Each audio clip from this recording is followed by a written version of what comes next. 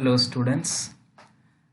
Today we will continue with the basic fundamentals of computer system design, and we are actually moving towards the various parameters that are being considered by the designer or the architect who is trying to design a new computer system or a new version of a computer system.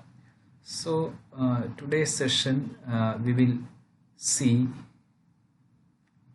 one term called as dependability, one of the major term that is related to the usage of a computer system, that is called as dependability. So what is the meaning of dependability? So whether a user like us can depend on a particular device, a particular computer system, a particular laptop that is being given by a manufacturer. So whether we can freely or whether we can clearly depend on that particular system. So what does this dependability means? How we can depend on a particular, what is the meaning of this dependability? Means always very simply I can say that the term dependability depends on the working of the system without having any failure. Means we actually don't have more failures, and without having failure we can continue with the working on that particular system, so that we can say that we can depend on the given system. So normally this dependability deals with the different faults or errors that may happen with the computer system. So when we consider a computer system, some failures are widespread, which is very common, and some are limited to a single component. So sometimes there will be some failure happens to the power supply, or sometimes there may be some failure happens to one particular disk system, or sometimes one failure happens to some a particular module of a computer system. So many areas of a computer system itself we can have some failures.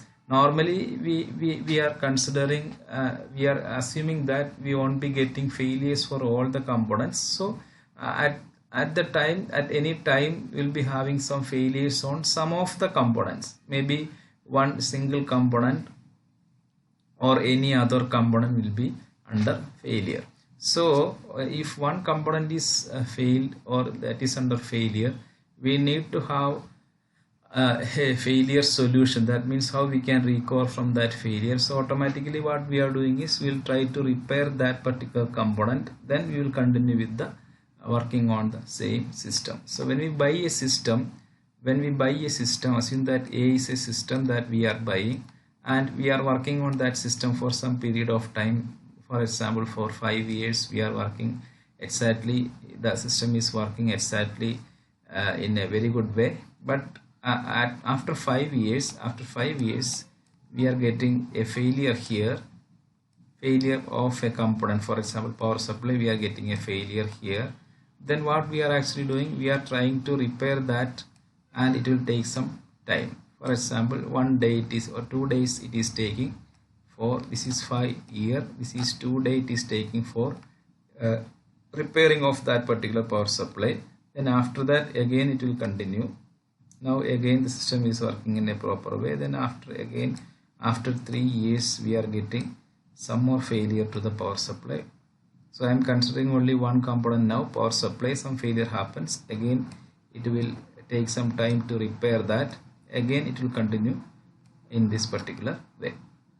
So this is happening with a computer system, that is a failure of a component. So sometimes failure may happen, we will recover that, then again continue working properly. Then again some failure may happen, again we will work continuously without having any failure. So in between, for any hardware component we will be having some failure. We can expect that failure. Even if we reduce the number of failures, if we can assure that the failures will be less for the system that we are buying. So we will get a guarantee that the system will be lasting for more than 10 years, or the system, that means we can depend on that particular system. So that is the idea we are considering here. So similarly, if you are having an utter failure of a module, even for many systems, even if a failure happens to a module at one level, it may be considered merely a component error at a higher level, in a higher level module. So it may be considered as a very small error only. So if some component is under failure, for an entire system it won't be considered as a very huge error. So there will be some maybe sometimes will be taken for correcting that error, and we'll continue with that. And sometimes if you are having, for example, if you are having two power supplies available within the system, if one power supply is under failure, the second power supply can continue with the same operation, so that in the meantime we can have the repair of the first power supply. Okay, so that's it. So if you are having multiple components available, even the failure rate will be reduced, then we can more depend on that particular system. So based on the failures of components present in a computer system, we can decide, or the distinction between these two, the more failures happens within a duration of time, or very less failures, or for a single component or for a single module, if you are having some failure happens occasionally. So these details are actually affecting, or this distinction is helpful in trying to find ways to build the computers called as dependable computers. So in which computer we can depend more? It depends on the reduction in the failure between the buying time and the duration, the long duration where we are not getting that much failure. So the failure rate will be reduced during or for a long period of time, so that we can depend on a particular system. So this is actually a part of guarantee that is being given by the person who is providing us the computer system or the laptop system. So we are considering about the features, or how we can find out whether a computer is dependable or not. So normally the provider of a system, the infrastructure provider, will be giving a service level agreement, which is shortly called as SLA, or which is also called as service level objectives, or SLO, to give the guarantee that their networking, or whatever be the device, that means part of our networking devices, or the power service of the system, will be always dependable. So normally they are giving, it is just like giving a guarantee card. They are giving some guarantee like 5 years there won't be any problem, or for 10 years there won't be any problem. So that is the reason why we are actually depending on a system in a very positive way, because if you are getting more guarantee, we can depend more on that particular computer system. So similarly, any provider of the system will be giving some guarantee, or which is called as service level agreements or service level objectives. So that is for providing a dependable computer system. So the service level agreement could be used to decide whether the system was up or down. That depends on the system's capability. If the same system is being used always, means without having any failure, or whether there will be some failure. So all these will be decided by the service level agreement that is being provided by the infrastructure providers. So in this service level agreement, we'll be having two transitions or two states to be covered. One is the service accomplishment, and second one is service interruption. So two things may happen. First one is service accomplishment. That means the service is delivered as specified. That means our power supply, for example, if we are considering about a power supply component, so the power supply is working as per the instructions given in the service level agreement. So it is following the service level agreement as it is given. So they are saying that the system will be working in this particular way. It will be working in this manner. And if it is following exactly in the same way as it is given in the service level agreement, we can say that the service is being accomplished. But now the second stage is if the delivered service is different from SLA. That means if some failure happens, to the power supply that is being delivered by the infrastructure provider, and if there is a failure happens, there is a variation from the service level agreement that is being given by the user. Now provider will be saying that the system will be working in a failure, or that will be sometimes it will be failing. They won't be saying that. So if it is changing from that service level accomplishment to service level agreement to a different way, that means it is different from the agreement. If it is violating that agreement, that means there is a failure that is being occurred, and if that failure period or that failure, if that failure happens, that transition is called as service interruption. So we are having two stages. One is service accomplishment and second one is service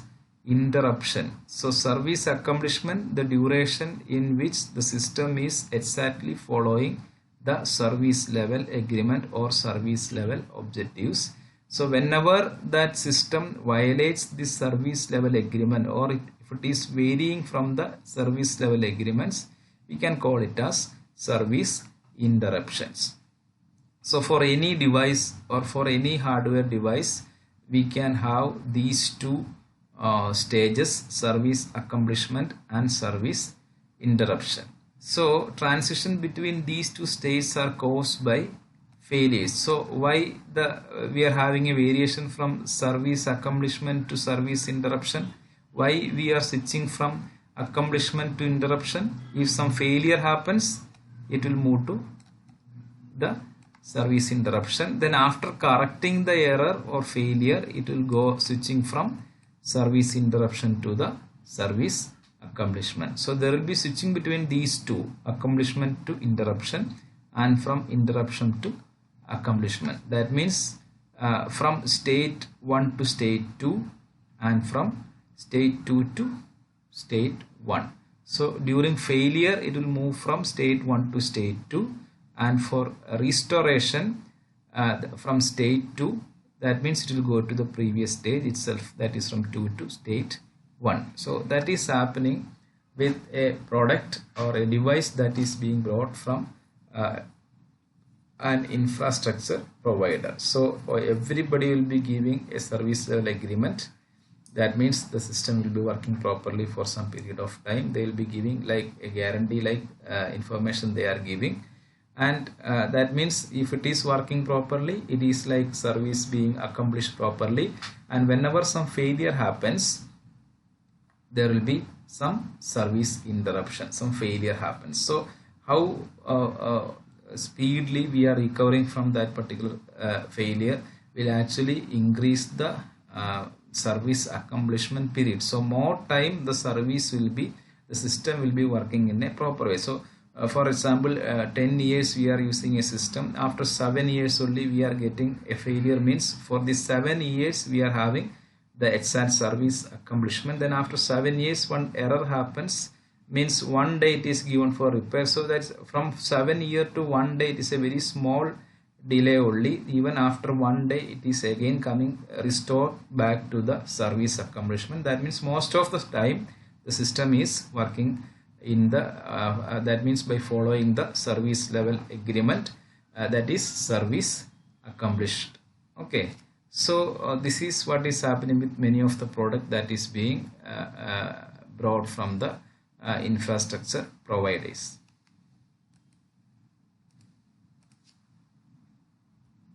Now, what are the different measures of dependability? What will decide the dependability? How we can depend on that particular system? So anyway, it is depending on the failure and success and the system running properly. In that, we are using two basic measures. One is called as module reliability.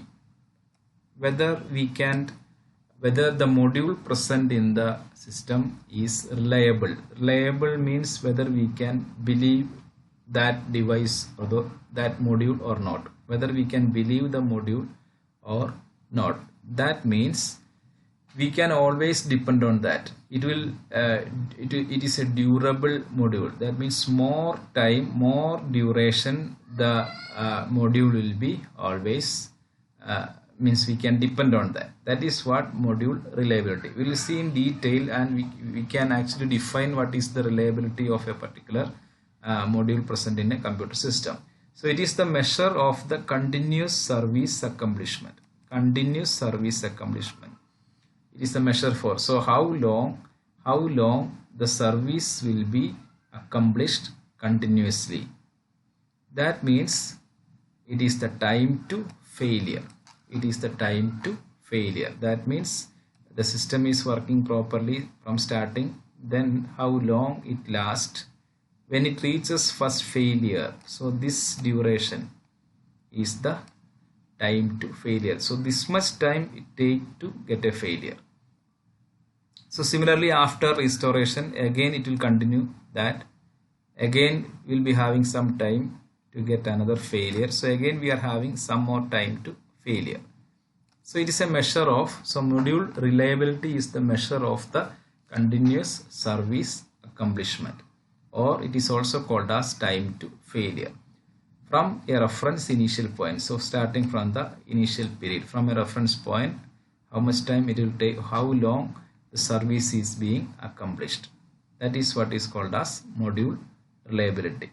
So for reliability, for this reliability measure, we are using that is we are taking the mean time to failure. So this is the time to failure. This is the first time to failure.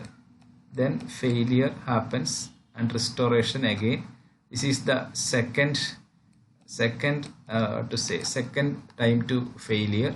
So similarly, during this long term, sometimes there will be failures happen.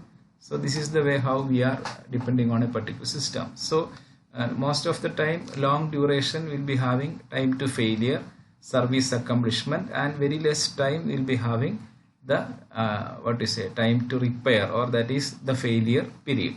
So we'll actually consider for a system, we are not only having a single time to failure, we'll be having many time to failure, and we will consider the mean time to failure for measuring the reliability. Mean time to failure. We'll take the total. So the system was brought on 2015. Then up to 2020, we will consider the mean time to failure, whether we can depend on that particular system.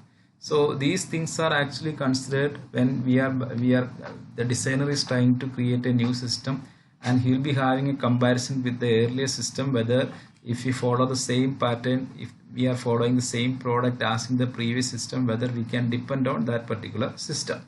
So accordingly, he can decide that is based on the mean time, the total time it was reliable, means it was working properly. It was not working, means it was not under failure. That is called as mean time to failure. Now, when we take the reciprocal of mean time to failure, it decides the rate of failures. So what was the rate of failure? So just take 1 by mean time to failure. We'll get the rate at which the failure happens. Generally, it is reported as failures per billion hours. Failures per billion hours. For example, some 2000 hours.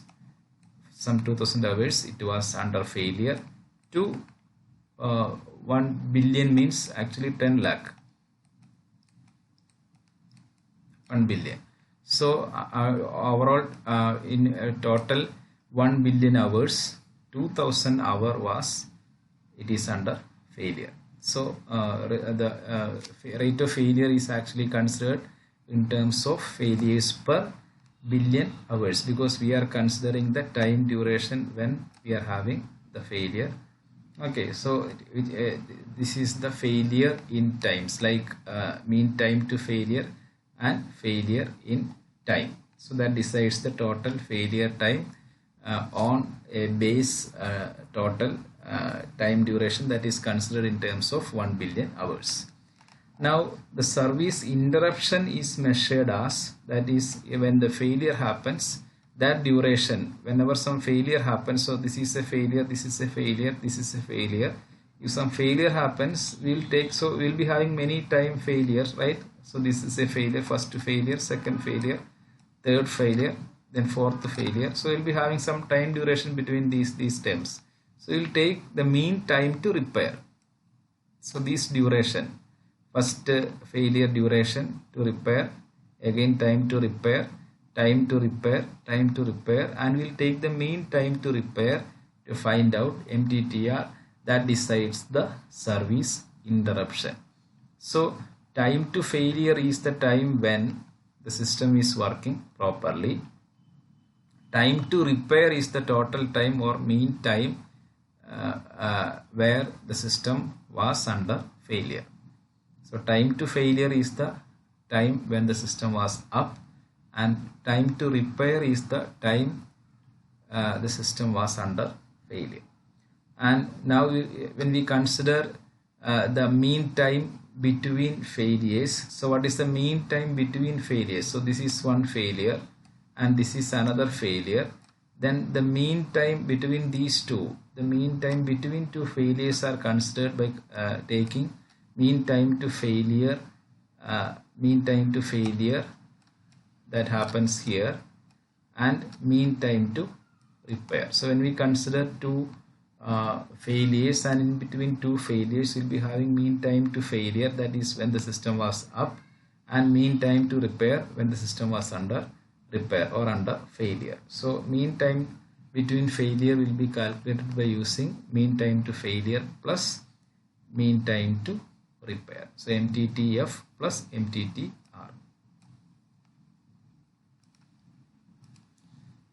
So we will see the second measure. So first measure was for module reliability.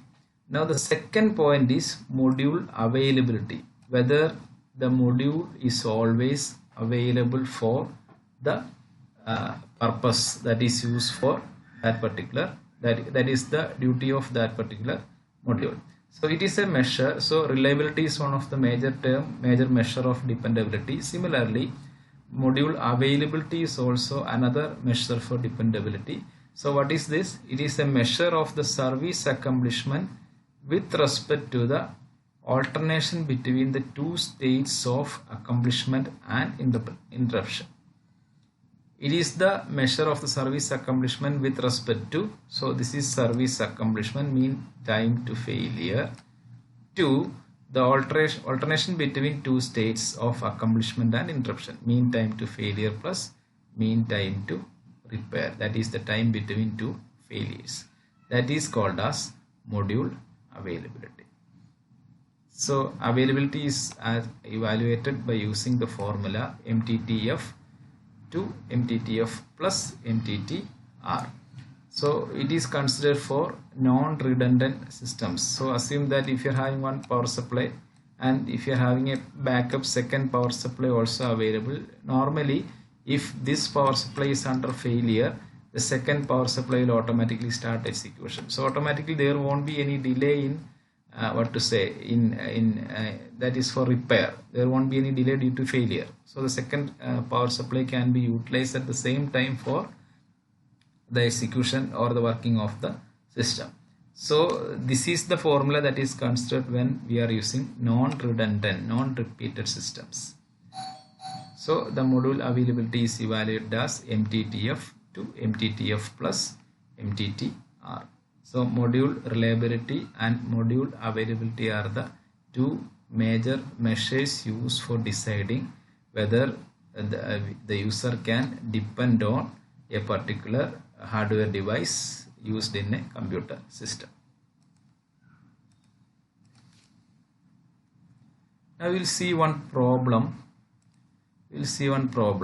With some systems, some of the hardware components that is available within a system, and we will see the we'll look at the problem now.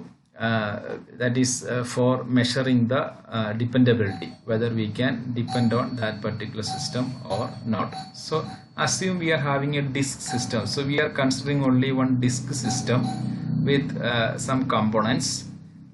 Some components are already given, and for each component the mean time to failure is also given. So directly the value is given for all the components present in the disk subsystem.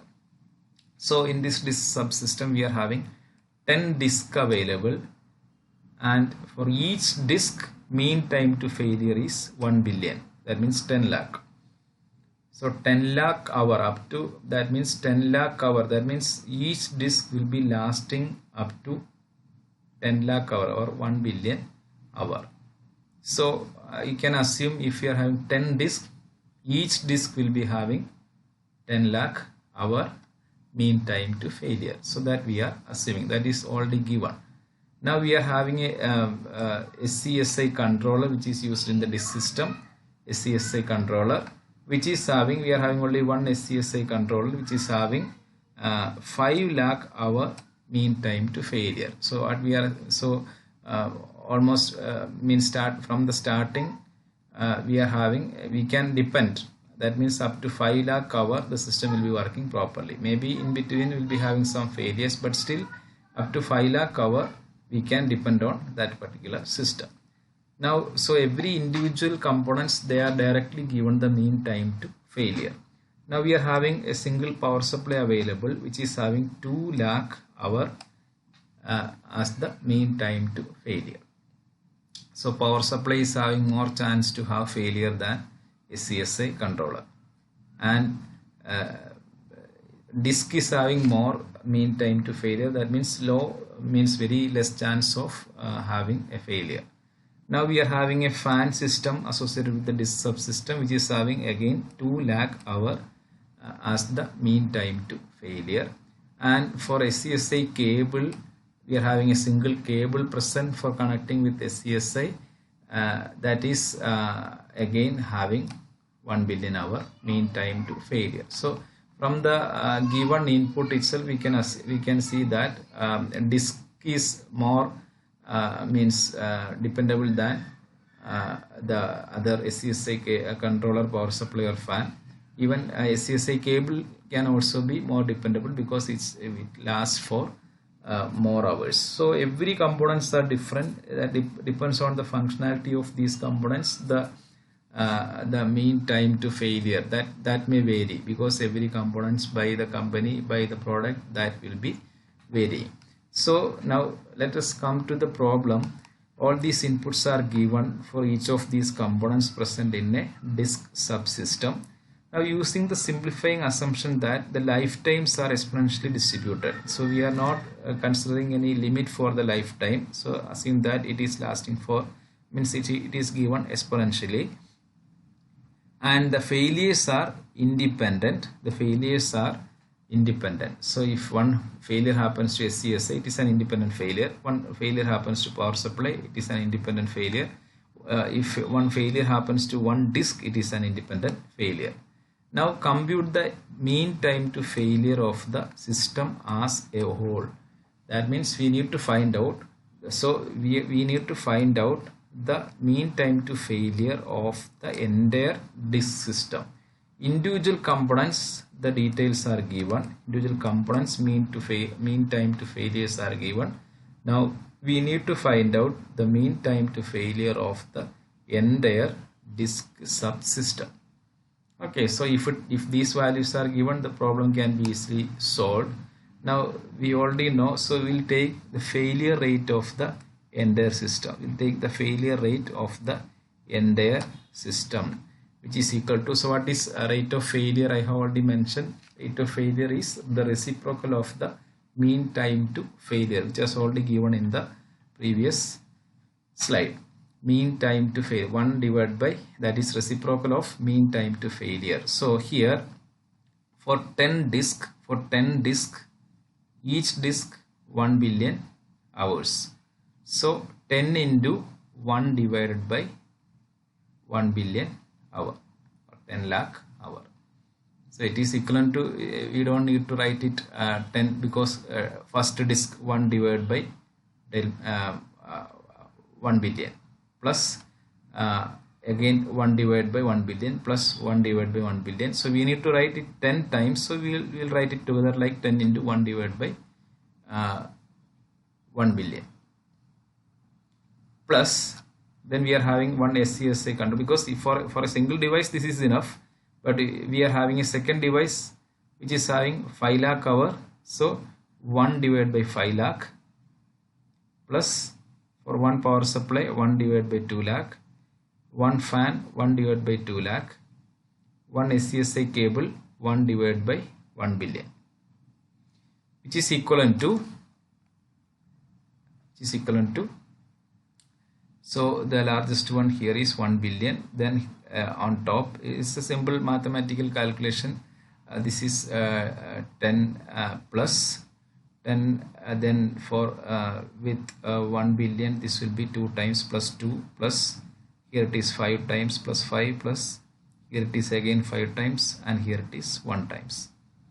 Okay, this is a simple mathematical calculation which is equivalent to 10 plus 2 plus 5 plus 5 plus 1, 23 divided by 1 billion is equal to 23,000 divided by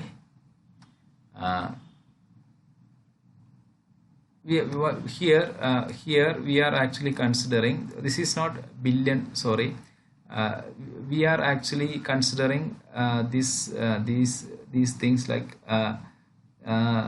failure rate of the entire system by taking the exact value of each of the individual mean time to failure.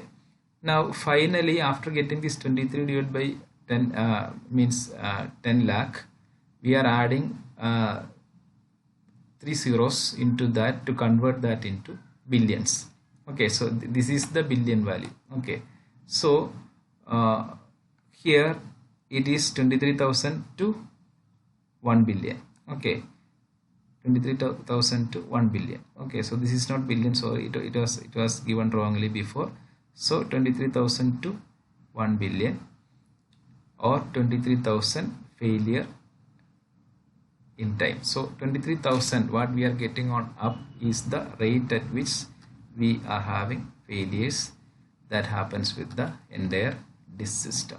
So the mean time to failure for the system is just the inverse of the failure rate. So mean time to failure of the system, so this is the failure rate, 23,000 per billion, 23,000 per billion. So I was saying wrongly this as billion, it is only 10 lakh, then into 1000, that is actually 1 billion, sorry. Okay, so 23,000 is the failure rate. So in 1 billion hours, 23,000 the system is under failure. So this is the failure rate. Now the mean time to failure for the system is just the inverse of the failure, because this is actually we are calculating the failure rate. Now the total mean time to failure of the system is just the reverse of the same. That is, mean time to failure of the system is equivalent to 1 divided by failure rate of the system.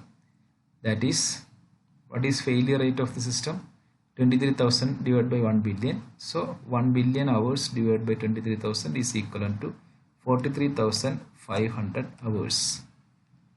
So what is 43,500 hours? 43,500 hours is just below. That means overall around it reaches around 5 years. If you convert these hours into years, it will be around it is just under, it is just below 5 years. That means that this system with these components, that is with 10 disk, 1 SCSI controller, 1 power supply, 1 fan and 1 SCSI cable, with all these single components, we are having an entire disk subsystem, and the disk subsystem as a whole system, it will last, or the mean time to failure, that means we can give a guarantee like the system will be working properly for around 5 years. So this is the way how we are calculating the mean time to failure of a particular system. So here we are doing, so all the values are directly given for mean time to failure. Assume that we are having all these details available, and we are actually finding out the failure rate. We are actually finding out so we need to find out mean time to failure. So if we find out the failure rate, we can easily find out the mean time to failure of the entire system. That is the reciprocal, that is the direct inverse of the previous, that is the failure rate of the system. Okay, so failure rate is always mentioned in terms of means in comparison with 1 billion hours. It is the usual measures that is used by the designers to evaluate the failure rate of the system. Now for every system it is given that measure only in 1 billion hours only we are calculating. So that is why we are getting 23 per 10 lakh. Then convert that. For conversion we are adding 3 zeros here and 3 zeros here, so it will be converted to billion. So 23,000 hours per billion hours. So 23,000 is the failure rate of the entire system. Now just find out 1 by failure rate will decide the mean time to failure. Mean time to failure means up to 43,500 hours the system will be working properly according to these assumptions, and it is almost around 5 years. Just for easy understanding we are saying these hours, when it is converted into years, it will be around 5 years. I hope the problem is clear. It is very clear. It is very clearly given. All the inputs are given. What we are doing is we are simply applying the formula for failure rate, and also we are applying the formula for finding mean time to failure of a particular system.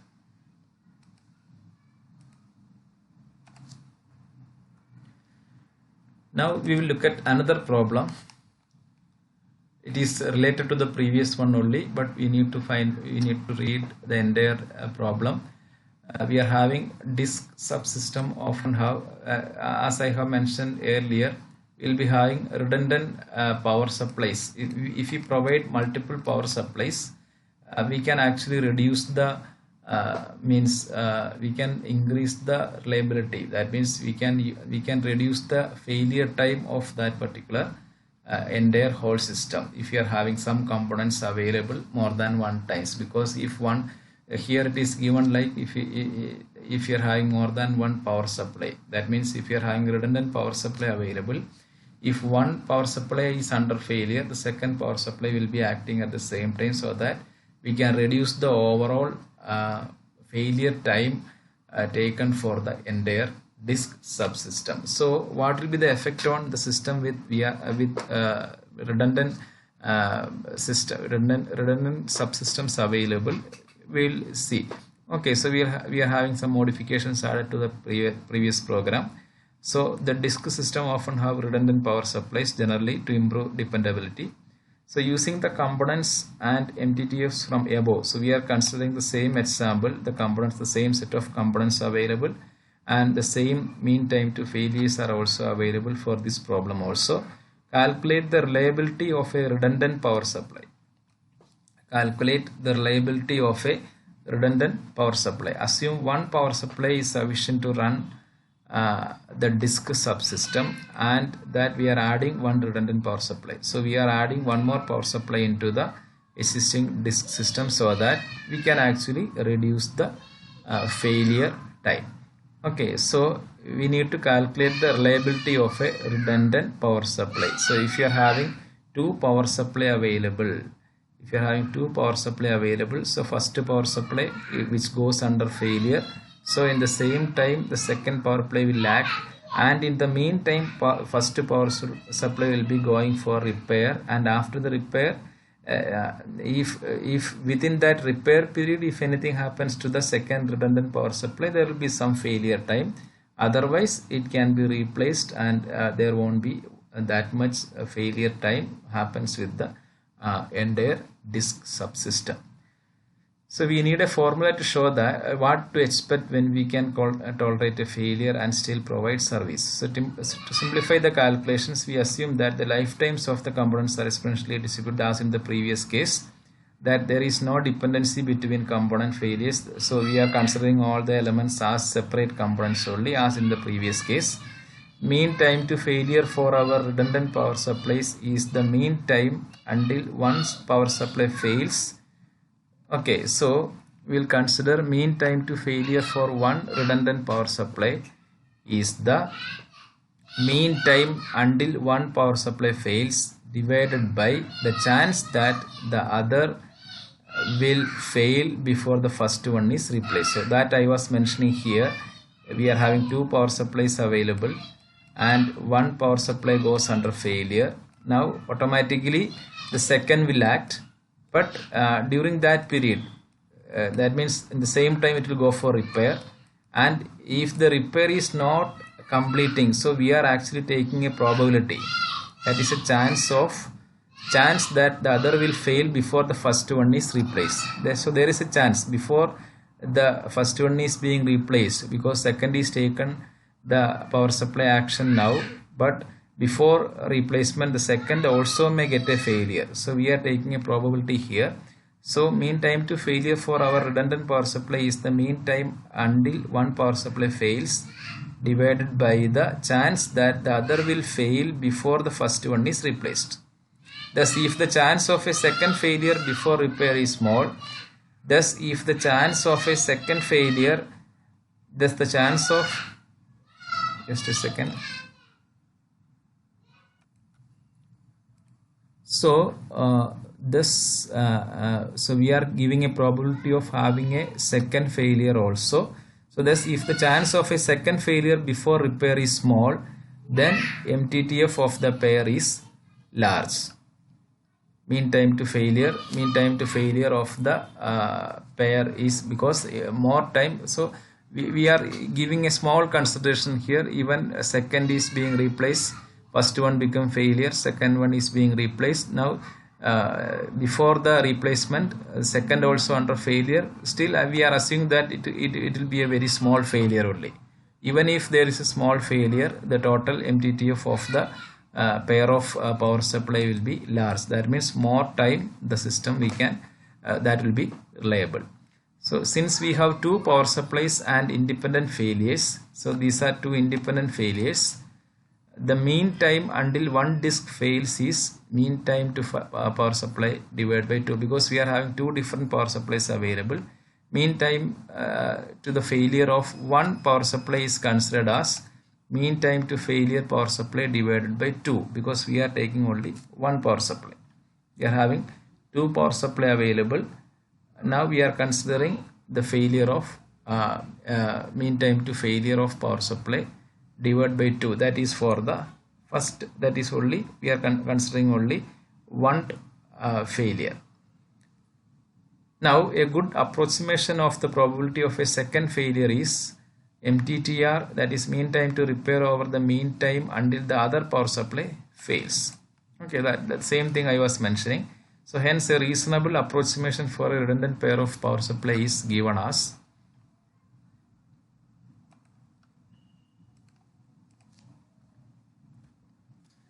mean time to power supply pair. So total power supply, we are having two power supply together, it is considered mean time to failure. So we are considering the entire mean time to failure, which is equivalent to mean time to failure power supply by 2, that is first power supply, that is one power supply which is under failure, to mean time to repair of the power supply, we are considering the entire power supply, to mean time to failure of the second, the total power supply. Mean time to failure of one power supply to the probability of the second means mean time to repair of the power supply, the time to the mean time to failure of the entire power supply. Here which can be again equated to mean time to failure square, because this will be going here, mean time to failure square power supply by 2 to MTTR of power supply, which is again equivalent to mean time to failure square power supply divided by this 2 will come here, 2 into mean time to repair of power supply. Okay, so here once again mean time to failure of the entire power supply is, which is equivalent to mean time to failure of one power supply to mean time to repair of the entire power supply to mean time to failure of the power supply. Okay, so this divided by 2 is for considering only one power supply. One power supply is under failure. then next one is the chance of having next power supply which again will go under failure. Now using the mean time to failure numbers above, if you assume it takes on average 24 hours for a human op, so we are assuming that the repair will take around 24 hours for a human operator to notice that a power supply has failed and replace it. So totally it will take around 1 day. The reliability of the fault tolerant pair of power supply is, now again mean time to failure of the entire power supply pair, which is equivalent to the same thing, MTTF square power supply to 2 into MTTR power supply, which is equivalent to, so we'll take the previous values. One power supply, the mean time to failure is 2 lakh, its square 2 lakh square divided by 2 into 24, that is the mean time to repair of the power supply. So the previous power supply is under failure, so we are simply taking that time 2 into 24, which is equivalent to, approximately equivalent to the value. What is this value? It's a very big value. When it takes the previous point, when we are having one power supply, what was the mean time to failure, and when we are having two power supply, look at this value, which is a very large value when compared to the previous example. When we are using a single power supply, just look at the previous slide once again. For a single power supply, the mean time to failure is 2 lakh for a single power supply. Now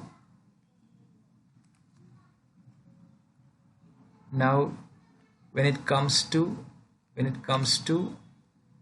two power supply, we can see the mean time to failure as a larger value. Okay, so it is actually equivalent to making the pair about 4150 times more reliable than a single power supply. So it is equivalent to 2 lakh into 4150, we will be getting this value.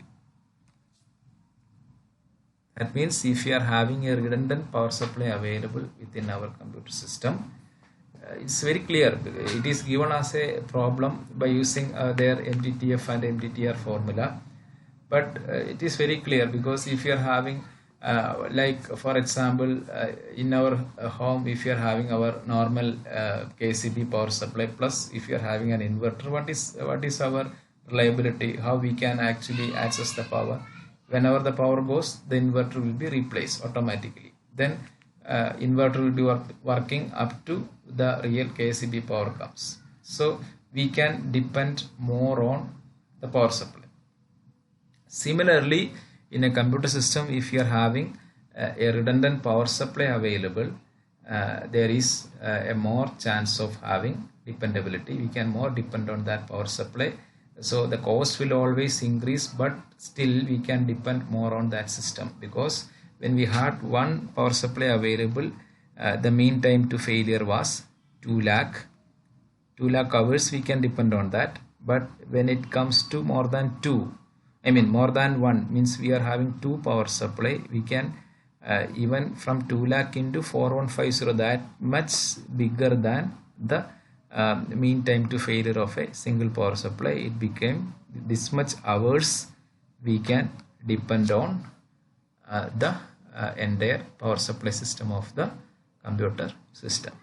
I hope it is clear. It's not a very complicated formula and all. We are simply considering a different situation where we are simply assuming a situation where we are having more than one power supply, and if you are having more than one power supply, we can we can depend more on the system that is already we can have more mean time to failure, and we can depend on that system in a very good way. I hope it is clear. Now next point we are discussing is about the measuring, reporting and summarizing the performance of a computer system. Measuring, how we can measure the performance, how we can measure the performance, maybe in terms of time or maybe in terms of number of instructions that can be executed within a given time, the speed of the execution, etc., etc. There are various methods for measuring the performance.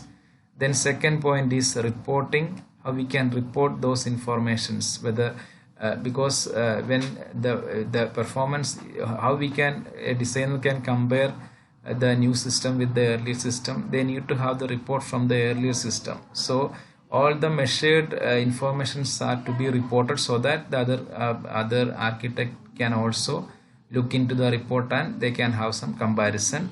And also we need to have a summarization. Also we need to have a summarization of the performance for with each individual time, speed, clock cycle, etc., etc. All these informations to be summarized so that we can easily evaluate the performance of the earlier system and that can be compared with the new one. So we are generally considering these terms, how we can do measure, how we can report, and how we can summarize the performance of a system. So we are simply looking into the basic inputs required for all these factors now. Now the computer user is interested in reducing, so one of the major point is response time. Normally a single user will be always looking at response time, that I have already mentioned in one of my previous slide. Now two major elements to be considered for the performances are, one is the response time and second one is throughput. Response time is the time gap between the submission and getting the response. Throughput is the number of work to be done within a given time. So these two are clear. Now we can say that we are having two machines X and Y. We are having two machines X and Y. Assume that we are having two machines X and Y, and I am saying that X is n times faster than Y. X is n times faster than Y. How we can say that X is n times faster than Y? One term is in terms of execution time. In terms of execution time. Okay, so execution time of Y. For example, execution time of Y is 10. For example, execution time of Y is 10. To execution time of X is 5. Now what is this value? It is actually 2. Okay, so execution time of Y is more, as the value indicates. It's a simple value that I am giving. Execution time of Y is 10. Execution time of X, always from the figure itself we can say that X is better than Y, because X takes only less time, Y takes more time, and generally we can call that which is equal to 2. We are giving a value n here, that is 5 into 2, 10. So X takes only 5 minutes, for example, but Y takes 5 into 2, 10 times, means 10. 2 times more the system Y is taking for the execution. So this is one way of evaluation between or comparison between two system, execution time Y to execution time of X. That means X is n times faster than Y. Now since the execution time is the reciprocal of performance, so based on the execution time only we are defining the performance also. Now performance is actually the reciprocal of the execution time, that is 1 divided by execution time can be considered as the performance. So we will just replace n is equal to execution time Y to execution time X. The same thing is added here, which is equivalent to 1 divided by performance of Y. So this will be replaced with 1 divided by performance Y, and this will be replaced with 1 divided by performance X, which is equivalent to, this will go up, performance X to performance Y. So now in terms of performance, n is equivalent to performance of X divided by performance of Y. So how we can compare that? Now performance of X is 10 and performance of Y is 5. So in terms of performance, which is larger value is having more performance and smaller value will be having small performance. So performance X is 10, performance Y is 5. That means it takes it is having more performance than this, which is equivalent to n, which is again 2. We can say that the performance of H is 2 times better than the performance of Y. Here in this example, execution time is more, execution time of Y is more, and execution time of H is less. But with this, the execution time of, the performance of H is more than the performance of Y, which is smaller. Again, 2 times better than the machine Y. So in both these situations, so we are simply taking the measure in 2 terms. One is in terms of execution time and second in terms of performance. So H is n times faster than Y in terms of execution time and in terms of performance. So always think that whenever we use execution time, the reciprocal of execution time decides the performance of the system.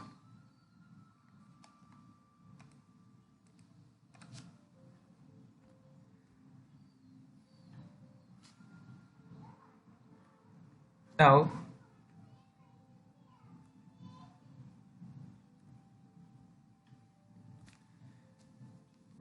time is, so previous case we are considering time.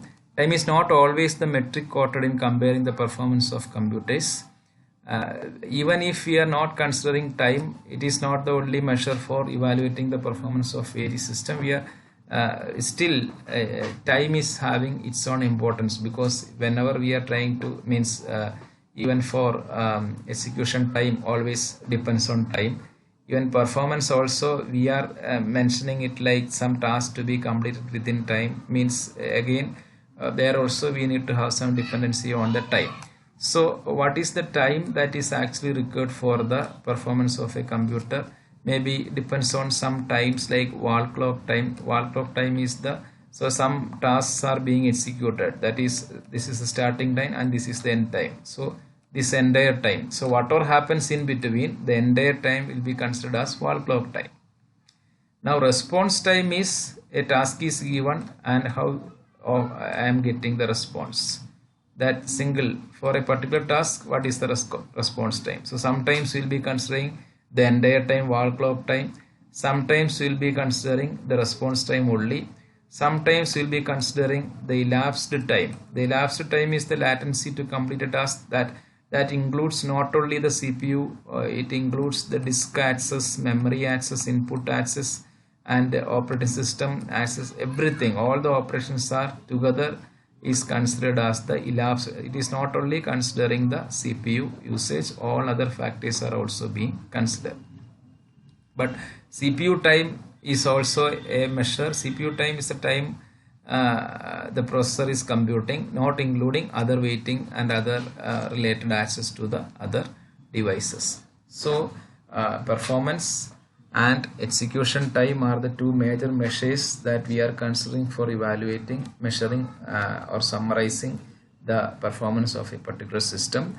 In these two situations, we are having the importance of time that is being taken, and the various times that we are considering for these evaluations are wall clock time, response time, elapsed time, and the CPU time.